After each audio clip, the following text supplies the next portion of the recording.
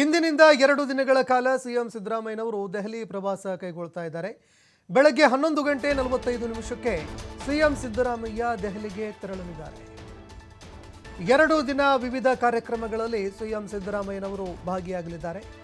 ಸಂಜೆ 6 ಗಂಟೆಗೆ ಮಾಹಿತಿಗಳು ಲಭ್ಯವಾಗುತ್ತೆ. ಮಾಹಿತಿ ಮತ್ತು ತಂತ್ರಜ್ಞಾನ ಇಲಾಖೆ ಕಾರ್ಯಕ್ರಮ ಇದೆ. ಈ ಕಾರ್ಯಕ್ರಮದಲ್ಲಿ ಭಾಗಿಯಾಗಲಿದ್ದಾರೆ. ದೆಹಲಿಯ ಖಾಸಗಿ ಹೋಟೆಲ್ನಲ್ಲಿ ಕಾರ್ಯಕ್ರಮ ನಡೆಯುತ್ತೆ.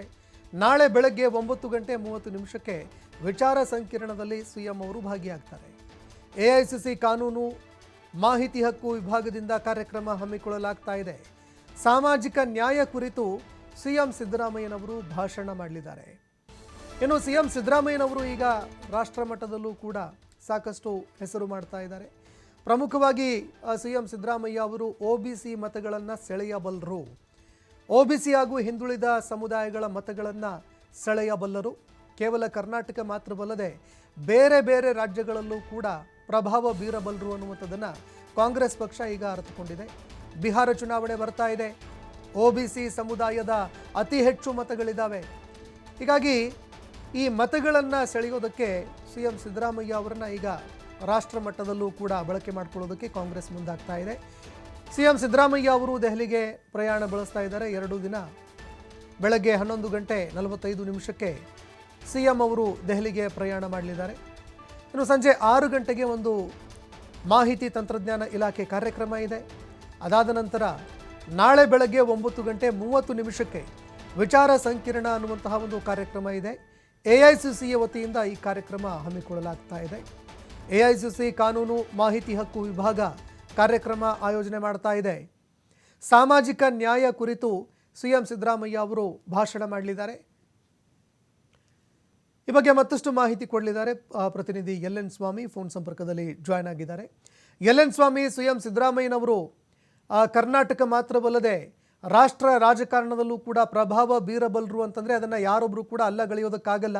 ಯಶಸ್ವಿಯಾಗಿ 5 ಗ್ಯಾರಂಟಿಗಳು, ಮತ್ತೊಂದೆಡೆ ಒಬಿಸಿ ಸಮುದಾಯದ ಪ್ರಬಲ ನಾಯಕರು ಕೂಡ ಹೌದು. ಹೀಗಾಗಿ ಕಾಂಗ್ರೆಸ್ ಪಕ್ಷ ಈಗ ಸಮರ್ಥವಾಗಿ ಅವರ ನಾಯಕತ್ವವನ್ನು ಬಳಕೆ ಮಾಡಿಕೊಳ್ಳೋದಕ್ಕೆ ಮುಂದಾಗ್ತಾ ಇದೆಯಾ? ದೆಹಲಿ ಪ್ರವಾಸದ ಸಂದರ್ಭದಲ್ಲಿ ಸಿಎಂ ಅವರ ಕಾರ್ಯಕ್ರಮಗಳು ಏನೇನೆಲ್ಲ ಇರುತ್ತೆ, ಈ ಬಗ್ಗೆ ಮತ್ತಷ್ಟು ಮಾಹಿತಿ ಕೊಡೋದಾದ್ರೆ.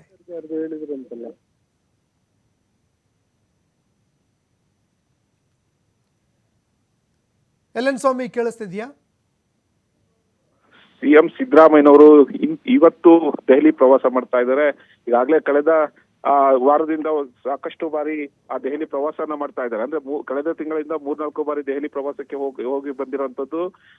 ಇವತ್ತು ಹಲವು ನಾಳೆ ನಡೆಯುವಂತಹ ಹಲವು ಕಾರ್ಯಕ್ರಮಗಳಲ್ಲಿ ಸಿಎಂ ಹಾಗೂ ಡಿಸಿಎಂ ಇಬ್ರು ಭಾಗಿಯಾಗ್ತಾ ಇರುವಂತದ್ದು. ಪ್ರಮುಖವಾಗಿ ಎಐಸಿಸಿಯ ಕಾನೂನು ಘಟಕದ ವಿಚಾರ ಸಂಕಿರಣದಲ್ಲಿ ಭಾಗಿಯಾಗ್ತಾರೆ. ಆನಂತರ ಹಲವು ಕಾರ್ಯಕ್ರಮಗಳಲ್ಲಿ ಭಾಗಿಯಾಗ್ತಾರೆ. ಜೊತೆಗೆ ಕೇಂದ್ರ ಮಂತ್ರಿಗಳನ್ನ ಭೇಟಿಯಾಗುವ ಸಾಧ್ಯತೆಗಳು ಕೂಡ ಇದೆ. ಇದಾದ ಬಳಿಕ ಮಹತ್ವದ ವಿಚಾರಗಳಂದ್ರೆ ಕಾಂಗ್ರೆಸ್ನ ಹೈಕಮಾಂಡ್ ನಾಯಕರನ್ನ ಭೇಟಿ ಮಾಡಿ ಅಲ್ಲಿ ರಾಜ್ಯದ ಪ್ರಸ್ತುತ ಪರಿಸ್ಥಿತಿಗಳನ್ನ ಬಗ್ಗೆ ಚರ್ಚೆ ಮಾಡುವಂತ ಒಂದು ಸಾಧ್ಯತೆಗಳು ಇದೆ. ಯಾಕಂದ್ರೆ ಕಳೆದ 3-4 ಬಾರಿ ದೆಹಲಿಗೆ ಹೋದಂತ ಸಂದರ್ಭದಲ್ಲೂ ಕೂಡ ಎಐಸಿಸಿ ನಾಯಕರು ಯಾರು ಕೂಡ ಸಿಕ್ಕಿರಲಿಲ್ಲ. ಅಂದ್ರೆ ರಾಹುಲ್ ಗಾಂಧಿ ಅವರ ಒಂದು ಅನುಪಸ್ಥಿತಿ ಇತ್ತು. ರಾಹುಲ್ ಗಾಂಧಿ ಅವರ ಭೇಟಿಗೆ ಸಮಯಾವಕಾಶ ಸಿಕ್ಕಿರಲಿಲ್ಲ. ಹಾಗಾಗಿ ಈ ಬಾರಿ ರಾಹುಲ್ ಗಾಂಧಿ ಸೇರಿದಂತೆ ಸೋನಿಯಾ ಗಾಂಧಿ ಅವರ ಒಂದು ಭೇಟಿಯಾಗುವ ಸಾಧ್ಯತೆಗಳು ಕೂಡ ಇದೆ. ಯಾಕಂದ್ರೆ ಪವರ್ ಶೇರಿಂಗ್ ವಿಚಾರ ಸಾಕಷ್ಟು ಚರ್ಚೆ ಆಗ್ತಾ ಇದೆ. ಈ ಹಿನ್ನೆಲೆಯಲ್ಲಿ ಒಂದು ಸ್ಪಷ್ಟನೆಯನ್ನ ಕೊಡಿಸೋದಕ್ಕೆ, ಅಂದ್ರೆ ಹೈಕಮಾಂಡ್ ನಿಂದಲೇ ಒಂದು ಸ್ಪಷ್ಟನೆಯನ್ನ ಬೇಕು ಅನ್ನೋದಕ್ಕೆ ಈಗ ಇಬ್ಬರು ನಾಯಕರು ಅಂದ್ರೆ ಸಿಎಂ ಸೇರಿದಂತೆ ಡಿಸಿಎಂ ಕೂಡ ಈಗ ಮುಂದಾಗಿರುವಂತದ್ದು. ಅಂದ್ರೆ ಒಂದು ಕಡೆ ಪವರ್ ಶೇರಿಂಗ್ ಆಗ್ಬೇಕು ಅನ್ನೋದು ಡಿಸಿಎಂ ಬಣದಿಂದ ಒತ್ತಡಗಳು ಹೆಚ್ಚಾಗ್ತಾ ಇದೆ. ಮತ್ತೊಂದು ಕಡೆ ನಾನೇ 5 ವರ್ಷಗಳ ಕಾಲ ಸಿಎಂ ಆಗಿರ್ತೀನಿ ಅನ್ನೋದು ಸಿಎಂ ಸಿದ್ದರಾಮಯ್ಯನವರು ಪದೇ ಪದೇ ಹೇಳ್ತಿರುವಂತದ್ದು. ಕಳೆದ ಬಾರಿ ದೆಹಲಿಗೆ ಹೋದಂತ ಸಮಯದಲ್ಲೂ ಕೂಡ ಉಳಿದ 3 ವರ್ಷಗಳ ಕಾಲ ನಾನೇ ಸಿಎಂ ಆಗಿರ್ತೀನಿ ಎಂಬ ಸ್ಪಷ್ಟನೆಯನ್ನ ಕೊಟ್ಟು ಅಚ್ಚರಿಯ ಒಂದು ಹೇಳಿಕೆಯನ್ನ ಕೊಟ್ಟಿದ್ರು. ಇದಾದ ಬಳಿಕ ಡಿಸಿಎಂ ಬಣದಲ್ಲೂ ಕೂಡ ಒಂದಿಷ್ಟು ತೆರೆಮರೆಯ ಕಸರತ್ತುಗಳು ಕೂಡ ನಡೀತಾ ಇರುವಂತದ್ದು. ಅಂದ್ರೆ ಪವರ್ ಶೇರಿಂಗ್ ಆಗ್ಬೇಕು. ಕೆಪಿಸಿಸಿ ಅಧ್ಯಕ್ಷರಾದಂತಹ ಡಿಸಿಎಂ ಡಿ.ಕೆ. ಶಿವಕುಮಾರ್ಗೆ ಅಧಿಕಾರವನ್ನ ಹಸ್ತಾಂತರ ಮಾಡಬೇಕು ಅನ್ನೋದು ತೆರೆಮರೆಯಲ್ಲಿ ಸಾಕಷ್ಟು ಚರ್ಚೆಗಳಾಗ್ತಾ ಇರುವಂತದ್ದು. ಹಾಗಾಗಿ ಈ ಹೆಚ್ಚು ಗೊಂದಲಕ್ಕೂ ಕೂಡ ಇದು ವೇದಿಕೆ ಸೃಷ್ಟಿ ಮಾಡ್ತಾ ಇದೆ. ಜೊತೆಗೆ ವಿಪಕ್ಷಗಳಿಗೆ ಆಹಾರ ಕೂಡ ಆಗ್ತಾ ಇದೆ. ಅಂದ್ರೆ ಪವರ್ ಶೇರಿಂಗ್ ವಿಚಾರಕ್ಕೆ ಸಂಬಂಧಪಟ್ಟಂತೆ ಆಂತರಿಕ ಭಿನ್ನಾಭಿಪ್ರಾಯಗಳು ವಿಪಕ್ಷಗಳಿಗೆ ಒಂದು ರೀತಿ ಆಹಾರ ಆಗ್ತಾ ಇದೆ. ಹಾಗಾಗಿ ಎಲ್ಲದಕ್ಕೂ ಹೈಕಮಾಂಡ್ ನಾಯಕರೇ ಒಂದು ಸ್ಪಷ್ಟನೆ ಕೊಡಬೇಕು. ಪವರ್ ಶೇರಿಂಗ್ ವಿಚಾರ ಆಗ್ಬೇಕು, ಚರ್ಚೆ ಆಗ್ಬೇಕು. ಜೊತೆಗೆ ಪವರ್ ಶೇರಿಂಗ್ ಆಗ್ಬೇಕಾ ಅಥವಾ ಸಿಎಂ ಸಿದ್ದರಾಮಯ್ಯನವರನ್ನ ಮುಂದುವರಿಸಬೇಕಾ ಅನ್ನೋ ಒಂದು ಸ್ಪಷ್ಟನೆಗಾಗಿ ಈಗ ಹೈಕಮಾಂಡ್ ನಾಯಕರ ಭೇಟಿಗೆ ಸಿಎಂ ಹಾಗೂ ಡಿಸಿಎಂ ಮುಂದಾಗಿರುವಂತದ್ದು. ಸಂತೋಷ್, ಧನ್ಯವಾದಗಳು ಎಲ್ ಎನ್ ಸ್ವಾಮಿ ನಿಮ್ಮೆಲ್ಲ ಮಾಹಿತಿಗೆ.